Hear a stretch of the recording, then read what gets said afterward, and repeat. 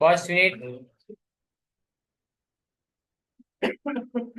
अब इसमें देखो, एक्स्ट्रा क्वेश्चन में फर्स्ट है explain limitations of barter system. Barter system में lack of double coincidence of wants. For a trade to happen both people must want what the other has. यानी मैं सामने वाले से वही चीज मांगूंगा जो वो बेचने आया है, और सामने वाला मुझसे वही चीज मांगेगा जो मैं बेचने गया हूँ। For example, if someone is a sheep और उसको शर्ट चाहिए, they need to find someone who has a shirt and wants a sheep. This doesn't always happen easily, लेकिन ये हमेशा होता नहीं है। फिर lack of store of value.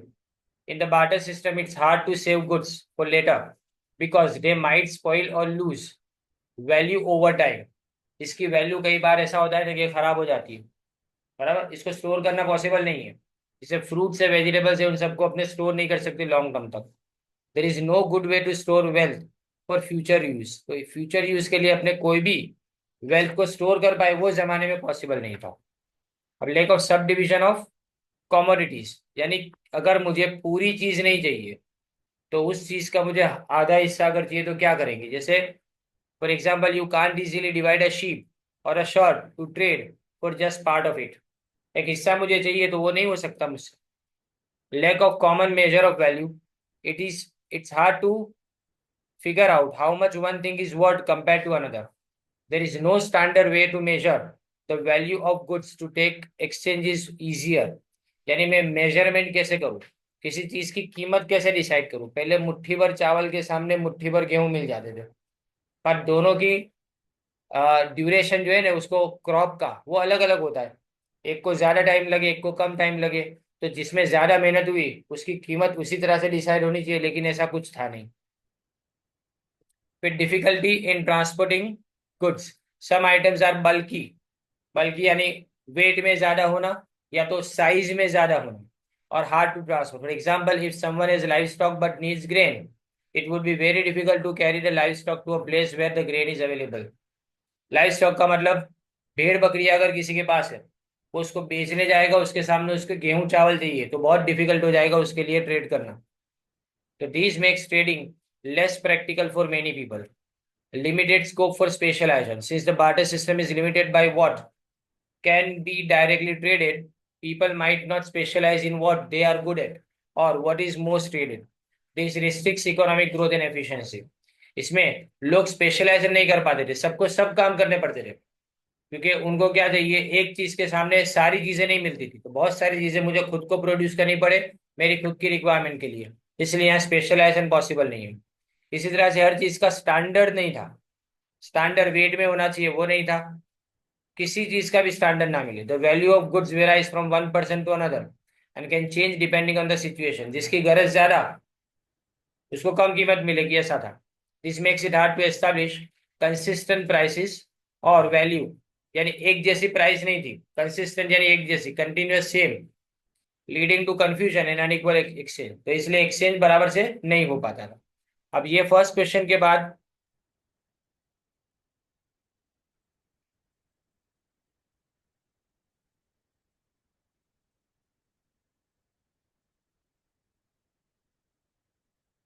Question number 5, monetary policy transmission mechanism.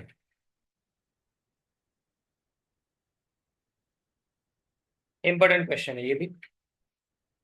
मैं कनेक्टेड क्वेश्चंस करा रहा हूँ, और जो कुछ भी कनेक्शन में नहीं होगा वो भी करा दूंगा, क्योंकि आगे का हिस्सा है ना अधूरा है।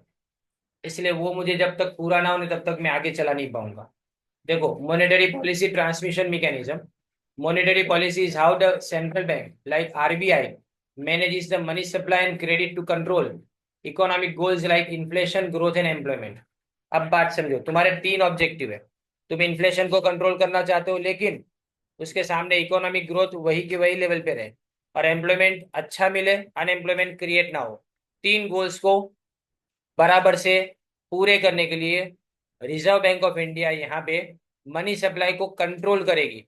पर मनी सप्लाई को अकेला कंट्रोल नहीं किया जा सकता, क्योंकि money supply largely depends on credit creation by bank. लोग जो लोन लेते हैं बैंक से, वो एक ही पैसा बार बार लोन के जरिए से आगे बढ़ता जाता है। तो इसलिए ये क्रेडिट को कंट्रोल करने के लिए जो पॉलिसी बनाती है गवर्नमेंट आरबीआई के द्वारा, उसको अपने क्या बोलेंगे, monetary policy. The central bank changes its policy rates, जिसमें repo rate, reverse repo rate, bank rate, CRR ये सब आता है, to influence the economy. The transmission mechanism shows how changes in these rates affect things like interest rate, borrowing, exchange rate, asset prices, and expectations, which in turn impact the economy. यानी जो भी interest rate है, जो भी borrowing है, exchange rate, asset price expectation सब आएगा नीचे, इसलिए मैं इसको डिटेल में नहीं बता रहा हूँ. नीचे सब वन बाय वन है. तो देखो इसमें की channels of monetary policy transmission, एक तो लिखा है interest rate channel. Central banks policy rate changes affect borrowing cost, interest rate. जैसे कि एक एग्जांपल देता हूँ कि अगर रेट ऑफ इंटरेस्ट बढ़ जाएगा तो लोन लेना महंगा हो जाएगा, तो डिस्करेज होते हैं लोग ज्यादा लोन लेके काम नहीं करेंगे. इसलिए ये पॉलिसी इंटरेस्ट रेट चैनल से मार्केट में जाने वाले पैसे को रोकने का काम करती है. जब रेट्स गो डाउन होते हैं तो borrowing becomes cheaper, which boost investment and spending. जब रेट कम हो जाते हैं, इंटरेस्ट रेट कम हो जाते हैं, तब लोग क्या करेंगे, ज्यादा चीजें लोन पे लेना स्टार्ट करेंगे, राइट. और इससे मार्केट में आने वाला पैसा बढ़ेगा, और स्पेंडिंग बढ़ेगा तो साथ में इन्वेस्टमेंट बढ़ेगा, क्योंकि स्पेंडिंग यानी लोग खर्चा करेंगे तो डिमांड इंक्रीज होगी, डिमांड इंक्रीज होगी तो प्रोडक्शन करना पड़ेगा, प्रोडक्शन करने के लिए आपको मशीन लाने पड़ेगी, जिसके लिए आपको इन्वेस्टमेंट की जरूरत पड़ेगी. Now credit channel, the availability of loans from banks depend on the policy rate. जब रेट्स लो होते तो कौन से वाले, रेपो रेट अगर लो है तो बैंक ज्यादा लोन दे पाएगी, और इससे बिजनेस और कंज्यूमर्स दोनों ही लोन ज्यादा लेंगे. अगर लोन ज्यादा तो मार्केट में पैसा मूव करेगा, और इससे इन्फ्लेशनरी प्रेशर बनेगा, और डिप्रेशन में से इकोनॉमी बाहर आ जाएगी. फिर exchange rate channel, exchange rate change in interest rate can make a countries currency rise और fall. A lower interest rate can weaken the currency. Interest rate अगर कम है तो तुम्हारी करेंसी क्या हो जाएगी, और ज्यादा अपने बोले कमजोर हो जाएगी, which can lead to higher import cost. अभी ऐसा ही हो रहा है ना.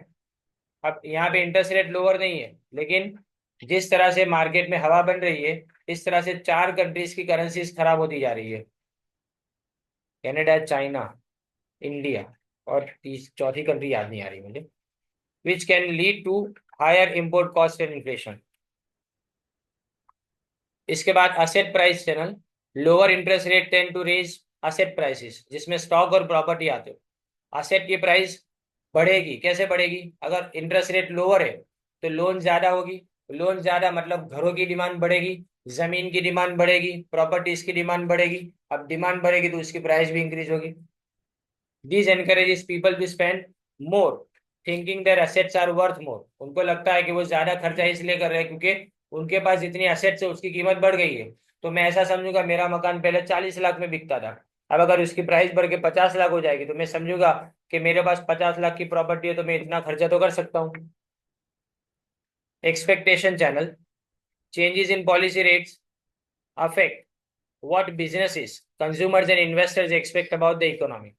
एक्सपेक्टेशन यानी क्या उनको लगता है, किसको, कंज्यूमर को, बिजनेस को और इन्वेस्टर्स को. अगर रेट कम हो जाएंगे तो people expect more growth, so they might spend more. यानी इंटरेस्ट रेट कम होने से लोग ज्यादा खर्चा करेंगे. देखो यहाँ पे लिखा है monetary policy, policy rate, transmission channel, इसमें कितने, interest rate, credit, exchange rate, asset price और एक्सपेक्टेशन. और इकोनॉमिक एजेंट्स कौन है, तीन तीन लोगों को फर्क पड़ता है इससे. हाउस होल्ड यानी हम जैसे कंज्यूमर्स, फॉर्म्स को यानी बिजनेसेस, और तीसरा गवर्नमेंट. और टारगेट क्या है, दो टारगेट, तुम्हारी प्राइस स्टेबिलिटी और दूसरा जीडीपी का ग्रोथ रेट बनना चाहिए. अब ये लास्ट देखो, मॉनेटरी पॉलिसी ट्रांसमिशन, उसका सिग्निफिकेंस क्या है. Impact on economic growth and prices, adjusting policy rates helps control inflation and influences economic growth. अगर पॉलिसी रेट को मैं एडजस्ट करता हूं तो इससे फायदा क्या होता है, इससे फायदा ये होगा कि इन्फ्लेशन कंट्रोल में रहेगा और इकोनॉमिक ग्रोथ बढ़ती जाएगी. Effect on borrowing cost, changes in the policy rate affect bank lending rates, making borrowing either cheaper और मोर एक्सपेंसिव.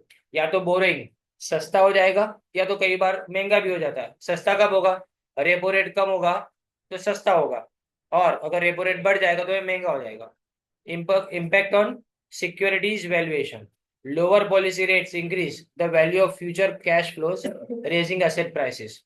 यानी पॉलिसी रेट इंक्रीज होंगे, अरे सॉरी लोअर हो जाएंगे, तो इससे कैश फ्लो फ्यूचर में बढ़ेगा, इससे एसेट की प्राइस बढ़ेगी. मैंने अभी समझाया कि अगर जब इंटरेस्ट रेट कम होता है लोग लोन ज्यादा लेते हैं तो मार्केट में कैश ज्यादा आएगी, इससे डिमांड बढ़ेगी और डिमांड बढ़ेगी तो असेट की प्राइस इंक्रीज होगी। Impact on expectations, central bank decisions shape expectations affecting business confidence and investment. इससे आपको क्या फायदा होता है, आपका कॉन्फिडेंस बढ़ता है। इस बात का कॉन्फिडेंस बढ़ता है कि आप बेटर एक्सपेक्टेशन कर रहे हो और फ्यूचर में आपको लगता है कि इन्वेस्टमेंट और करने की जरूरत है। And behaviour of economic agents, interest rate change is influence borrowing, spending, saving and investment भी है। देखो बोरोइंग क्यों, इंटरेस्ट रेट बढ़ेगा तो बोरोइंग कम हो जाएगा, बोरोइंग कम तो स्पेंडिंग कम, स्पेंडिंग कम हो जाएगा तो इसका मतलब लोग क्या करेंगे, सेविंग्स बढ़ाएंगे। क्यों बढ़ाएंगे, क्योंकि आपको इंटरेस्ट रेट मार्केट के अंदर ज्यादा मिल रहा है, बैंक से ज्यादा मिल रहा है, इसलिए तो आप वहां पे सेविंग्स बढ़ाओगे। सेविंग्स बढ़ाओगे तो आप कंजम्पशन कम करोगे, कंजम्पशन अगर कम है तो इन्वेस्टमेंट भी कम हो जाएगा। अब ये ने बिल्कुल बेसिक 11-12 का क्वेश्चन है ये, इवोल्यूशन ऑफ मनी। ये अपने नेक्स्ट में करेंगे और ई करेंसी भी कंप्लीट कर लेंगे। ओके, अब ये क्वेश्चन तुम्हारा इवोल्यूशन ऑफ मनी है।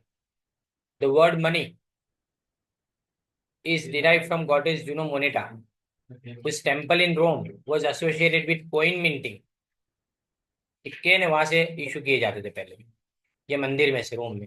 Money plays a vital role in economics as it serves as a foundation of pricing. कीमत उसी से नक्की होती है। And it became crucial due to the limitations of the barter system. अब barter system के limitations अपने देखे, उसकी वजह से मनी का इंपॉर्टेंस बढ़ गया, which relied on direct exchange of goods. अब बार्टर सिस्टम में खाली एक्सचेंज करते थे गुड्स के सामने, गुड्स के सामने गुड्स अपने खाली एक्सचेंज करते थे, लेकिन यहाँ पे क्या करेंगे, हम यहाँ पे नॉर्मली जब भी इस तरह की कोई भी सिचुएशन आती है तब आप मनी से अपने एक्सचेंज कर लेते हैं। The barter system has significant drawback, जिसमें डबल कोइंसिडेंस ऑफ वांट हमने देखा था, inability to measure value and the perishable nature of it. As a result the evolution of money began with commodity money. और शुरुआत कहाँ से हुई, commodity money से। तो उसको अपने नीचे वन बाय वन देखते जा रहे। देखो पहले commodity money, commodity money represented the first form of exchange where items like animals and coconut were used। सोचो, कोकोनट को यूज किया जा रहा था, जहाँ सी शोर थे ना वहां पे कोकोनट यूज किया जा रहा था। However, this system was plagued यानी full with, was full with लिख सकते हो, full with issues such as variation in size, quality and quantity of the goods, making it inefficient for widespread use। इसलिए उसको यूज करना हमारे लिए near to impossible जैसा हो गया था, क्योंकि साइज अलग अलग, क्वालिटी अलग, क्वांटिटी की बात करो वो अलग। अब metallic money, next stage metallic यानी मेटल मनी। गोल्ड सिल्वर और कॉपर ज्यादा यूज किया जाता था और उसकी वैल्यूज डिटरमाइन की जाती थी over time.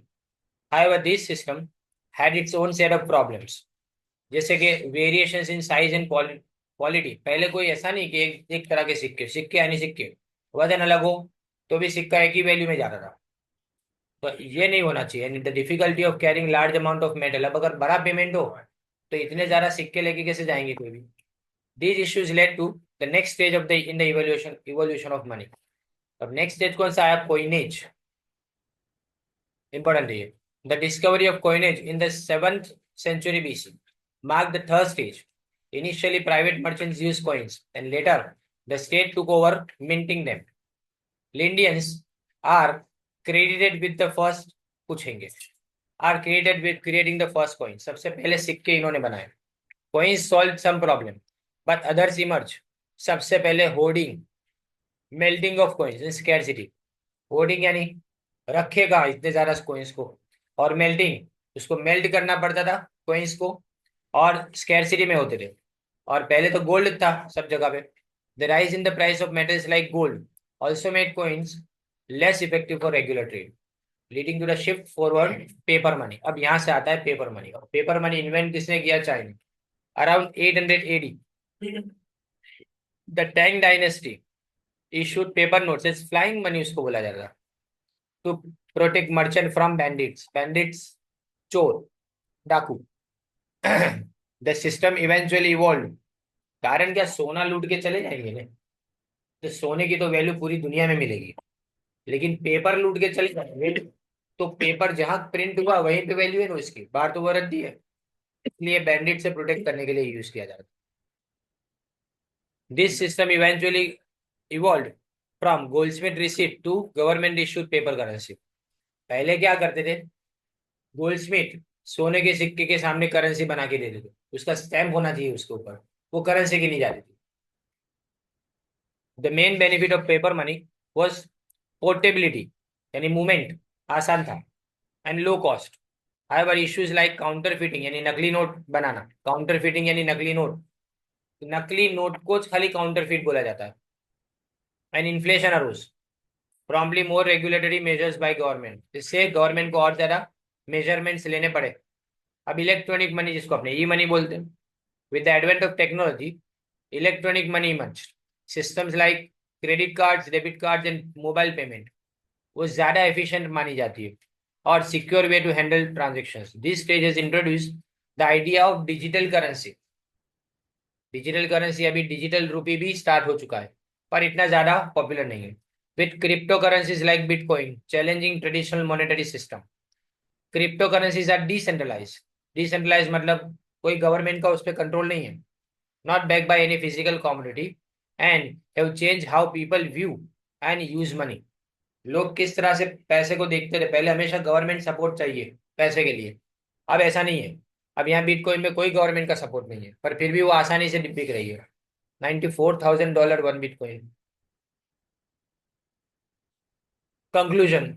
Money has evolved significantly over time, moving from commodity money to metallic coins, paper money, and how now electronic, and digital money.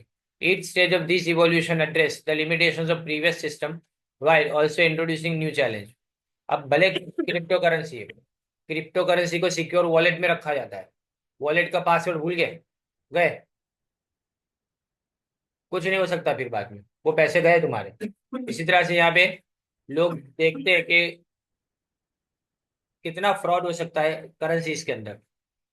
And digital finance solutions further transforming global economies and how people conduct transactions.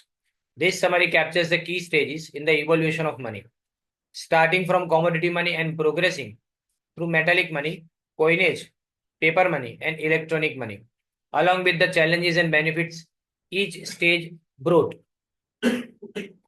वही है evolution कैसे वो वापिस मेरे ख्याल से repeat हो रहा है, इसको जाने देना, इसको कैंसिल कर देना।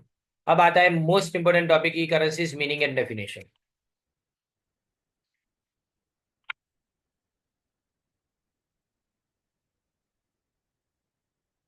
अब e currencies are digital representative of value use for online, underline करो, online transactions. Unlike traditional currencies such as paper money and coins, e-currencies exist exclusively in digital form. They are used to facilitate transactions over the internet and do not require physical exchange. Digital currencies में crypto currency आती है, central bank digital currencies and virtual currencies आती है। अब crypto currency देखें, ये important question है अभी भी और एंसन के लिए भी, क्योंकि ये क्वेश्चन है ने अभी तक कभी भी किसी भी सिलेबस के अंदर कवर नहीं था, इसलिए ये ज्यादा इंपॉर्टेंट क्वेश्चन है। राइट, आप देखो ये 6 तक है नहीं, तुम्हारे पैम्फलेट एंड होता है तब तक यही सेम क्वेश्चन चलता है। अब कैटेगरीज ऑफ ई करेंसीज में क्रिप्टो करेंसी, वो भी digital currency that regulate the generation of news units and secure transaction using cryptographic methods. They operate on a decentralized system called blockchain, underline, which verifies and records transactions without the need for a central authority। ये भी without the need for central authority, यानी इसमें कोई government नहीं है। Pros, फायदे क्या है, डिसेंट्रलाइजेशन एंड एनोनिमिटी, यानी मतलब कोई कौन कंट्रोल करता है पता ही नहीं, ये स्यूडोनिमस बोला जाता है। स्यूडोनिमस मतलब खाली नाम है, बिटकॉइन बोला गया, पर बिटकॉइन का जो सिंबल है ना वैसा कोई सिक्का किसी ने देखा नहीं है, वो कॉइन भी देखा नहीं है। वो क्रिप्टो करेंसी का मतलब खाली तुमको नाम से याद रखना है इसको। ढोंगी नाम बोले इसको सूडो बोला जाए, सूडो यानी ढोंगी,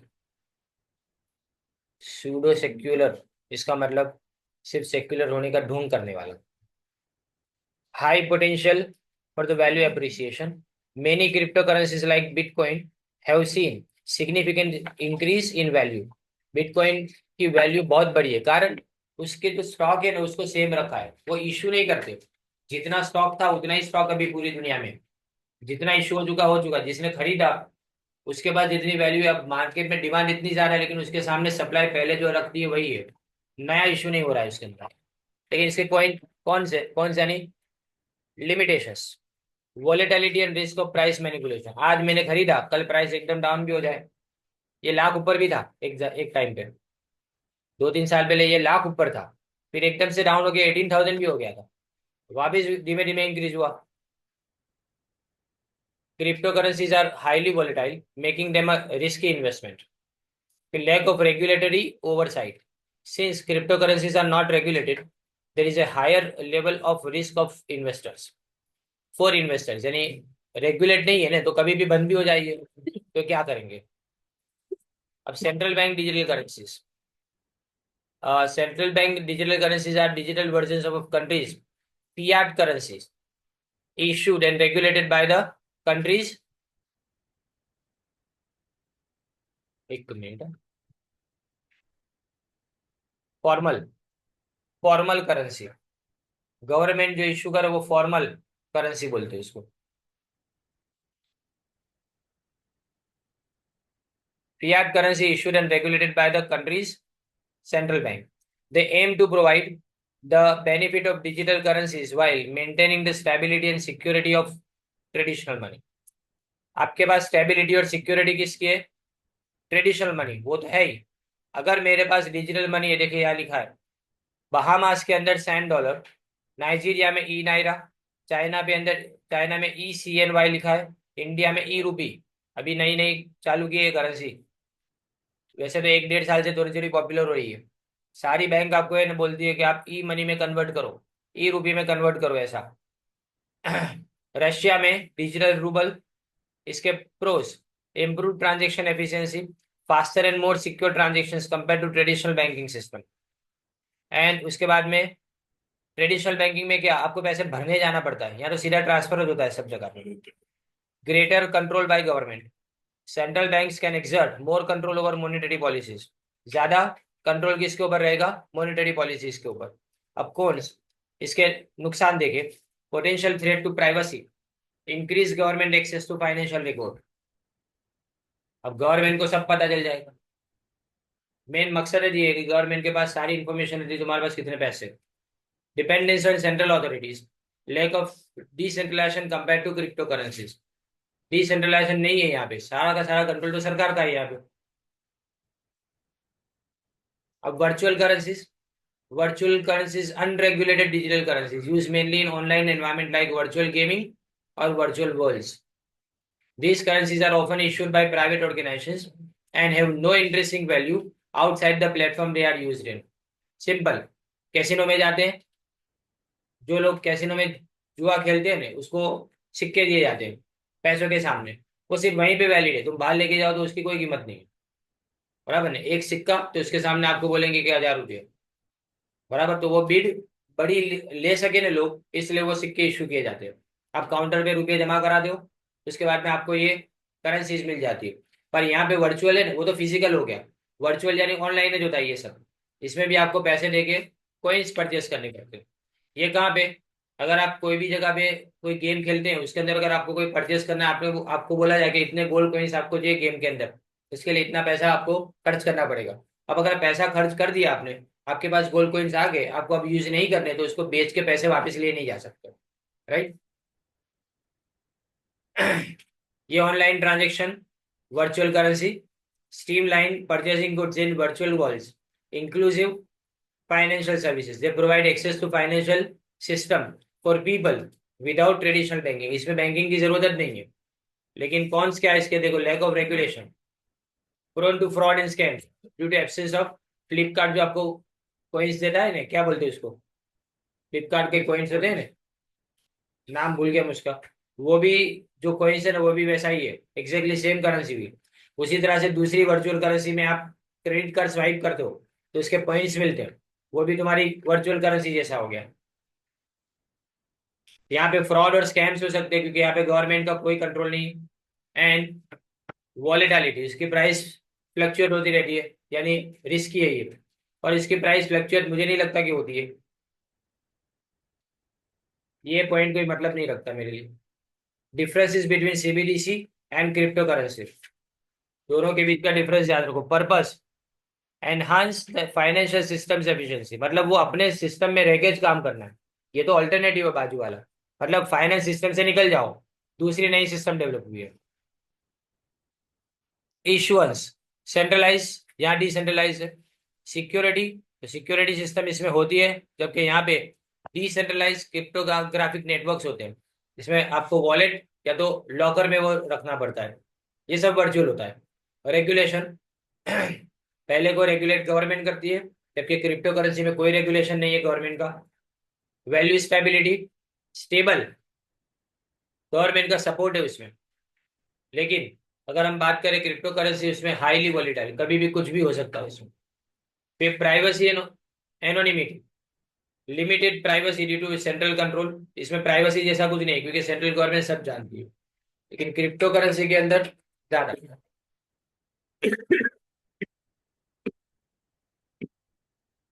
high level of anonymity, anonymity मतलब पहचान नहीं है कि कौन इश्यू कर रहा है, क्या कर रहा है।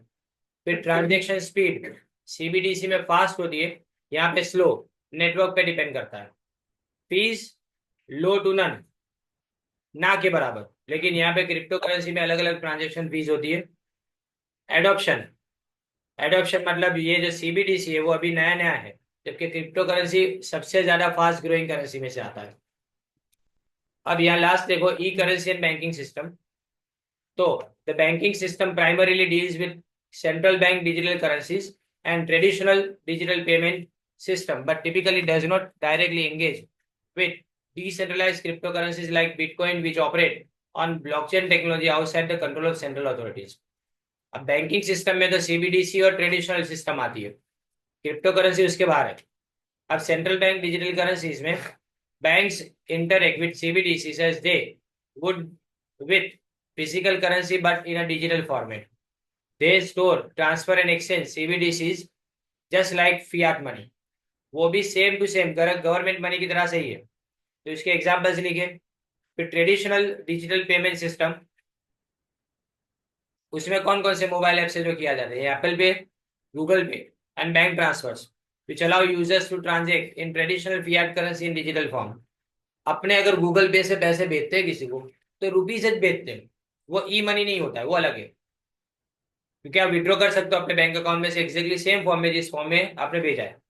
अब e money, electronic money, financial institutions issue e money which represents fiat currency stored digitally, for example PayPal and prepaid cards। ये इलेक्ट्रॉनिक मनी है। PayPal government sorry non government support के साथ में स्टार्ट हुआ था। आज अमेरिका की कोई भी वेबसाइट देखोगे इसमें पेमेंट ऑप्शन के नीचे सिक्योर्ड बाय पेपल लिखा होगा। These platforms enable electronic payments and work closely with banks। और ये जो है ना, बैंक के साथ में काम करते हैं, और इसके ऊपर रिजर्व बैंक के या तो कोई भी दूसरे कंट्री के जो भी गवर्नमेंट उसके कंट्रोल्स बराबर होते हैं। खाली ये जो है ना इंडियन बैंकिंग सिस्टम वाला क्वेश्चन है, वो अपने नेक्स्ट में करेंगे।